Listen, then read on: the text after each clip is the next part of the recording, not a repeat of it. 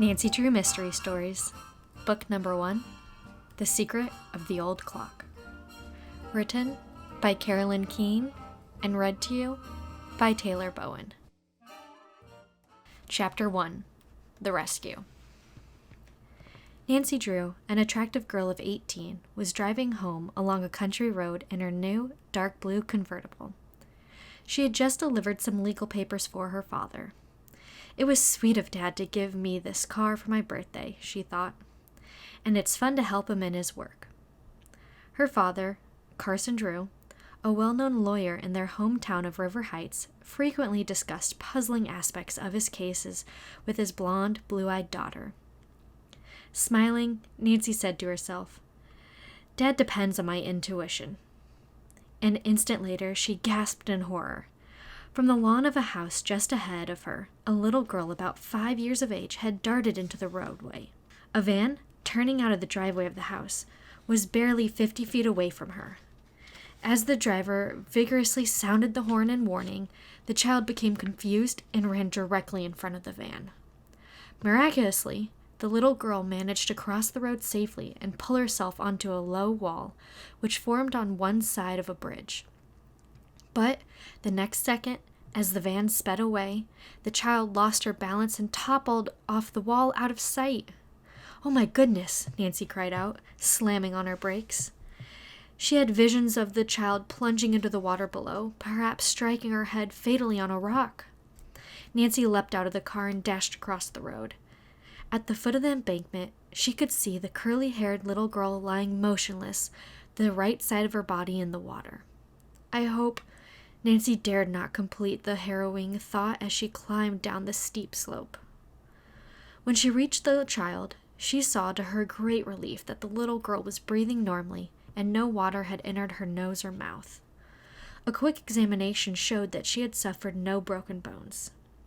Gently, Nancy lifted the little girl and, holding her firmly in both arms, struggled to the top of the embankment. Then she hurried across the road and up the driveway to the child's house. At this moment, the front door flew open and an elderly woman rushed out crying, "Judy! Judy!"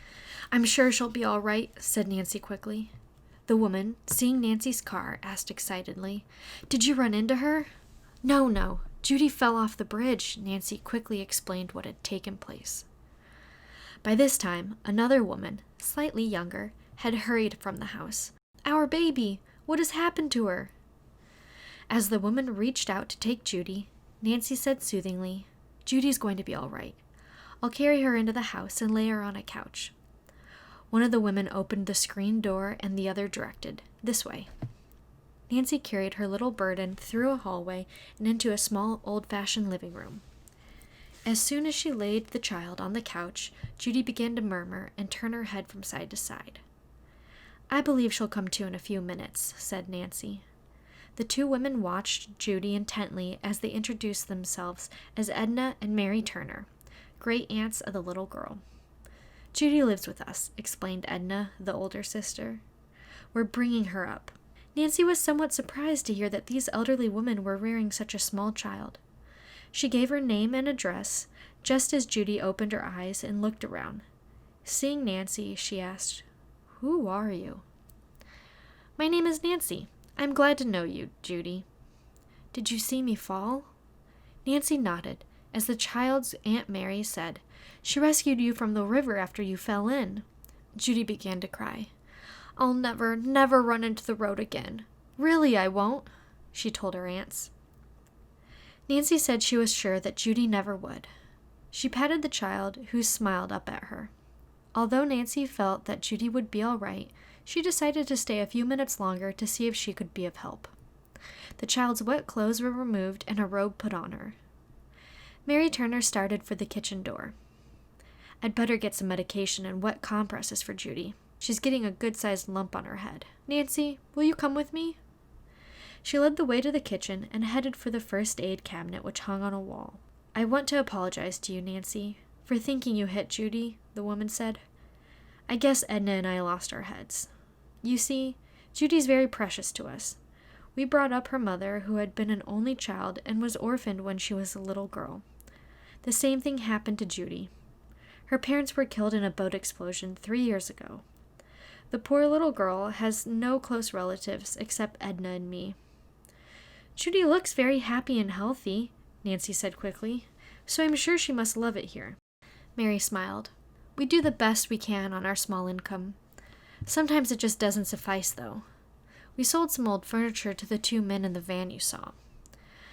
I don't know who they were, but I guess the price was all right. Mary Turner's thoughts went back to little Judy. She's so little now that Edna and I are able to manage with our small income, but we worry about the future. We're dressmakers, but our fingers aren't so nimble with the needle as they used to be. To tell you the truth, Nancy, at the time Judy's parents were killed, Edna and I wondered whether we would be able to take care of Judy properly. But we decided to try, and now we wouldn't part with her for anything in the world. She's won our hearts completely. Nancy was touched by the story. She knew what was in the minds of the Turner sisters. Living costs would become higher with their advancing years, and their own income would be lower. Unfortunately, Mary went on, Judy's parents left very little money. But they were extremely bright people, and Judy's going to be like them. She ought to study music and dancing and have a college education. But I'm afraid we'll never be able to give her those things. Nancy said reassuringly, Judy may be able to win a scholarship or get other financial aid. Mary, finding Nancy a sympathetic listener, continued. A cousin of our father's named Josiah Crowley used to help us, but he passed away a couple of months ago. For years, he used to pay us long visits and was very generous with his money. Mrs. Turner sighed. He always promised to remember us in his will. He loved little Judy, but I'm afraid Edna and I came to depend on that in our plans for her. But he did not carry out his promise. Nancy smiled understandingly and made no comment, but she did wonder why Mr. Crowley had changed his mind. Josiah went to live with some other cousins. After that, things changed. He rarely came to see us, but he was here just last February and said the same thing, that Edna and I were to inherit money from him. He had always helped us, and it seemed strange that he should stop so suddenly. Mary Turner looked at Nancy. Maybe you know our well-to-do cousins that he went to stay with. They live in River Heights. They're the Richard Tophams. Do they have 2 daughters named Ada and Isabel? Nancy asked. If so, I know them. That's the family, all right, replied Mary. Nancy detected a hint of coolness in the woman's voice. Do you like those 2 girls? Miss Turner asked. Nancy did not answer at once. She had been taught never to gossip. But finally she said tactfully, Ada and Isabel were in high school with me. They were never my close friends. We, didn't see eye to eye on various things. By this time, Mary Turner had selected a few items from the first aid chest. Now she went to the refrigerator for some ice cubes. As she arranged the various articles on a tray, she said, Well, when Cousin Josiah passed away, to our amazement, Richard Topham produced a will which made him executor of the Crowley estate and left all the money to him, his wife, and the 2 girls. Yes, I did read that in the newspapers, Nancy recalled. Is the estate a large one? I understand there's considerable money in it, Mary Turner replied. Some of Josiah's other cousins said he told them the same thing he told us, and they are planning to go to court about the matter. The woman shrugged. But I guess a fight to break the will would be hopeless. Nevertheless, Edna and I cannot help the feeling that there must be a later will, although as yet no one has presented it. Nancy followed Miss Turner into the living room. The cold compresses helped to reduce the swelling where Judy had hit her head on a rock. Convinced now that the little girl was all right, Nancy said she must leave. Come to see me again soon, Judy spoke up. I like you, Nancy. You're my saving girl. You bet I'll come, Nancy answered. I like you too. You're a good sport. The child's great aunts profusely thanked Nancy again for rescuing Judy. The visitor had barely reached the door when Edna suddenly said, Mary, where's our silver teapot? Why, right there on the tea table. It's gone. Edna ran into the dining room. "The silver candlesticks!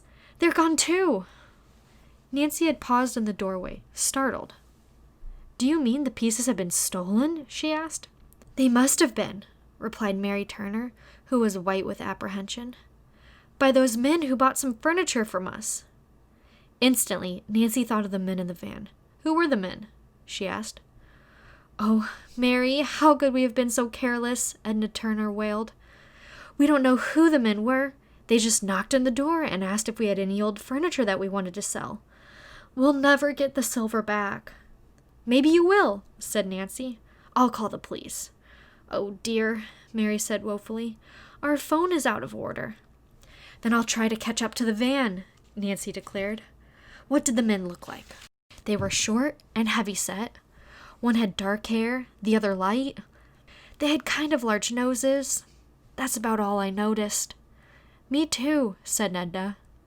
With a hasty goodbye, Nancy dashed from the house and ran to her car.